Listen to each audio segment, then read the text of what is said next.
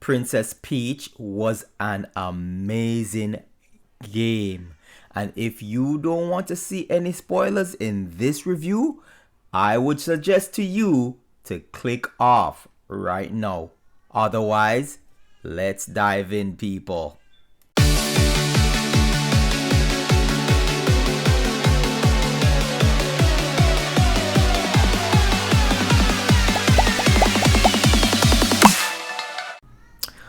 Wagwan gamers and people alike, welcome back to Daddy Daughter Gaming.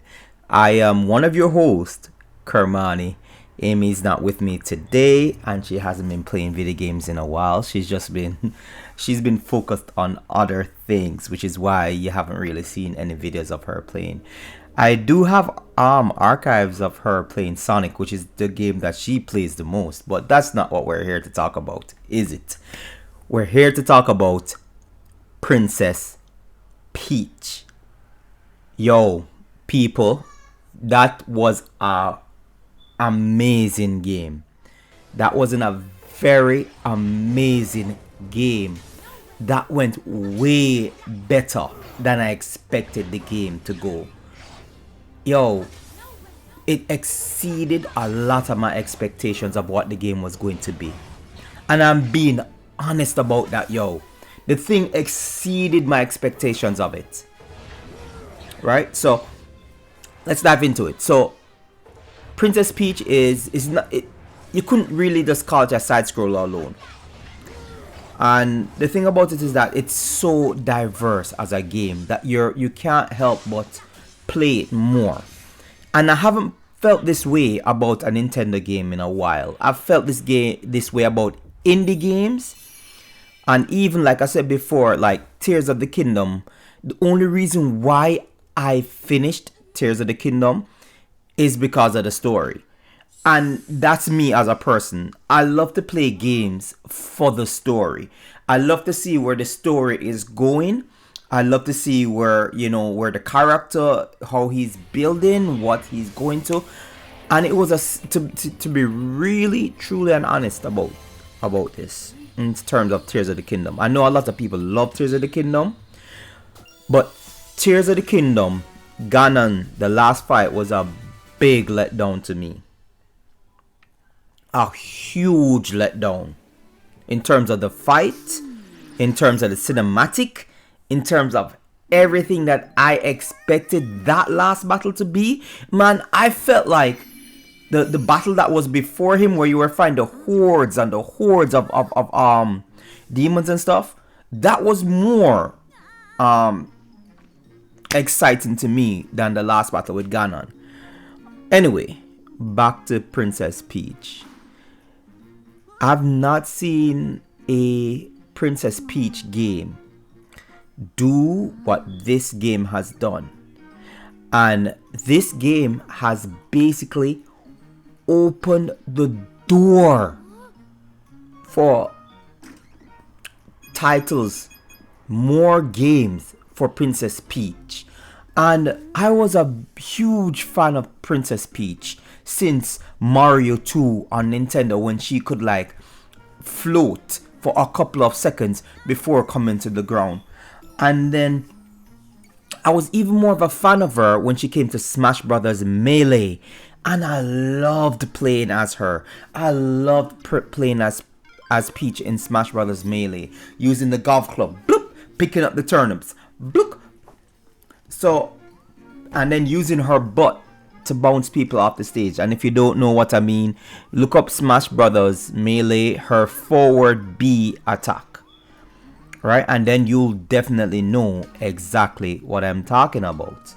But in Princess Peach, everything that a game should be has been blended into one. And to me, Nintendo gave life to the Nintendo Switch for at least one more year because of Princess Peach Showtime. Yo, listen to me, people. These people actually made a baking stage a part of the game. And the thing actually worked. I mean, just look at it right now. They made a baking stage a part of the game.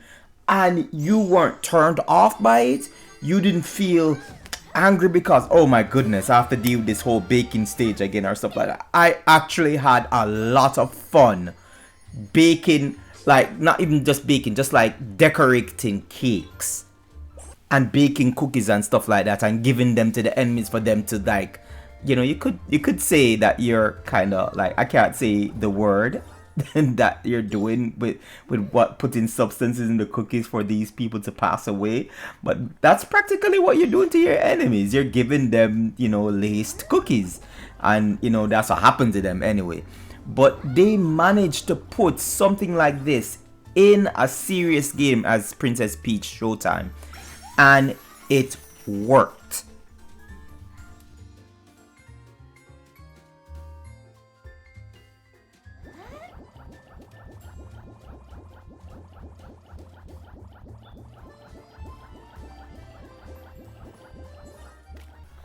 Now, when it came down to the bosses, Princess Peach Showtime didn't offer much in terms of a challenge, but they did increase in difficulty as you went along. I found the easiest boss to be the final boss again.